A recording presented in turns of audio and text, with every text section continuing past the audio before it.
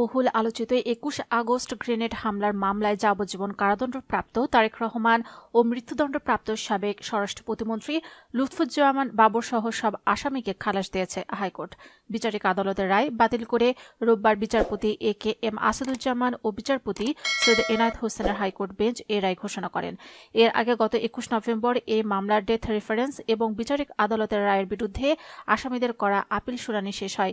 ওই দিন মামলাটি রায় ঘোষণার জন্য অপেক্ষমান রাখেন হাইকোর্ট। অন্তর্বর্তী সরকার গঠনের পর গত ২৩ অক্টোবর চাঞ্চল্যকর এই হত্যা মামলার ডেথ রেফারেন্স ও আপিল শুনানির জন্য প্রধান বিচারপতি দফতর থেকে হাইকোর্টের বিচারপতি এ.কে.এম. আসাদুজ্জামানের নেতৃত্বাধীন বেঞ্চে পাঠানো হয়। এরপর ৩১ অক্টোবর হাইকোর্টের এই বেঞ্চ মামলার পেপার বুক পাঠের মধ্য দিয়ে শুনানি শুরু করে রাষ্ট্রপক্ষ। এরই ধারাবাহিকতায় রাষ্ট্রপক্ষ ও আসামি পক্ষের শুনানির মধ্য দিয়ে শনিবার মামলাটির রায়ের জন্য অপেক্ষমান রাখা হয়।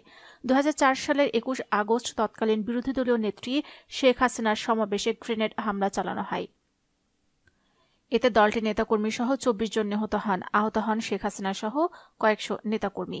ওই হামলার ঘটনায় হত্যা ও বিস্ফোরক দ্রব্য আইনে ২টি মামলা করা হয়। ২০১৮ সালে বিচারিক আদালত মামলা ২টির রায় দেন।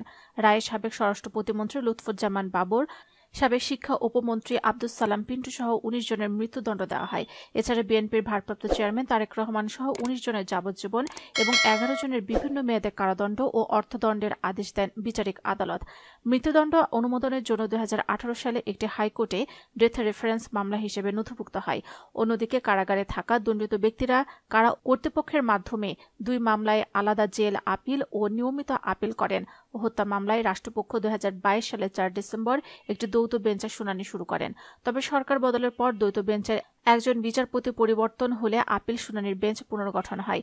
এরই ধারাবাহিকতায় ৩১ অক্টোবর নতুন করে আবারও আপিলের শুনানি শুরু হয় নবগঠিত বেঞ্চে।